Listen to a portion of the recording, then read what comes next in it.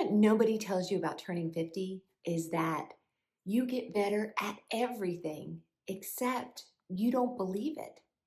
You're more skilled than ever. You're more experienced than ever, but you have less self-confidence. It's not that you're broken, it's that you're between versions of yourself. And today I want to help you bridge that gap. Hi, I am Dr. Cheryl Russell, and I am a former C-suite executive who has turned reinvention coach. I recently was featured in the Pensacola magazine for biohacking and longevity journey. And today I am here talking to you about confidence. At 52, I had to totally rebuild my life, not because I wanted to, but because life said, you're going to. I had to deal with addiction, the loss of a loved one, and a career move, all within 5 years. But I came out the other side, living a life I absolutely love. If you're over 50 and you're ready to walk through this next chapter with clarity and confidence, stick around. You are exactly where you need to be. Here is what we're going to cover today. Number one, why confidence doesn't disappear in midlife, it transforms, and nobody prepares you for that. Number two, the real reason you feel hesitant even when you're more experienced than ever. Number three, the 90-second confidence reset that you can do right now. No journaling, no affirmations, just results. And number four, how to shift from proving yourself to trusting yourself. Okay, let's go. Here's what's really happening. You're not losing confidence. You're actually just outgrowing it. And you know what? Nobody prepares us or teaches us this. Because here's the truth. In your 40s and your 50s, your confidence shifts because your identity is evolving, your priorities are changing, your tolerance for nonsense is none, and your nervous system is recalibrating after years of just being on.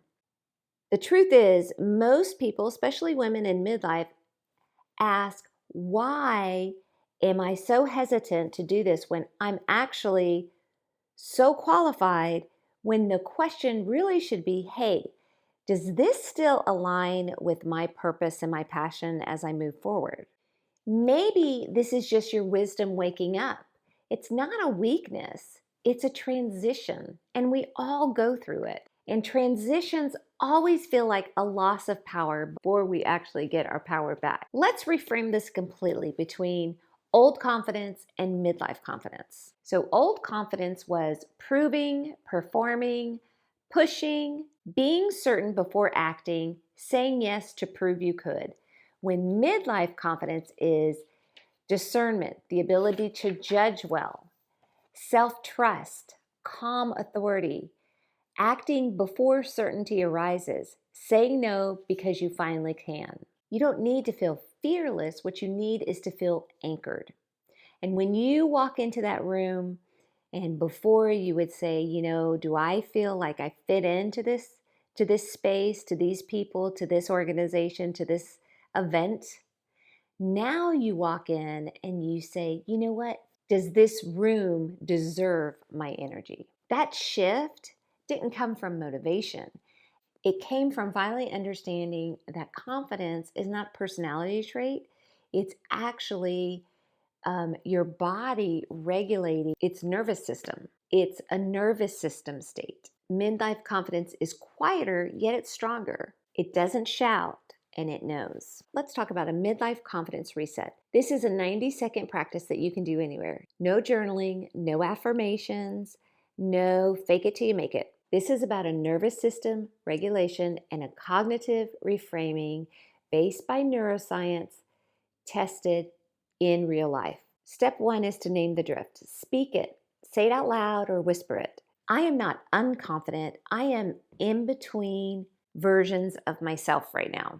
That one sentence lowers that angst in your body right now. Step two is shifting the question. Not, am I good enough for this, but my version of myself right now Would I do that? Every single time, the answer is yes. It's not like you're lying to yourself, it's you're seeing yourself accurately. Step 3 is anchoring to evidence. Confidence doesn't come from memory, it comes from motivation. Right now, think of one hard thing you survived, one role you mastered, one moment you figured it out without a roadmap. Got it? Okay. Right now, put your hand on your chest and just breathe slowly and say, "This is who I am when I do not rush myself." Do you feel that? That's your body recognizing the truth. That's confidence returning to your body, not just your head. Dr. Amy Cuttle's research on embodied cognition shows that physical anchoring, like a hand on the heart, literally calms your stress response and restores access to executive function. You can reset your nervous system in 90 seconds, and you can do it from anywhere. You can do it before a meeting, you can do it before a hard conversation, you can do it before you send an email out that you have been working on forever. So here's where most confidence advice gets it wrong because they look at it like a personality trait, which it's totally not. Neuroscience research shows that confidence is actually a state that can be shifted. When your nervous system feels safe, your voice steadies, your thinking becomes sharp again, and intuition comes back online. That is not magic. That's actually biology. According to the research published in Frontiers in Psychology, self-compassion practices like the one we just did reduces cortisol, increases vagal tone, and improve emotional regulation. Translation, you're not just working on your confidence, you're actually working on regulating your nervous system.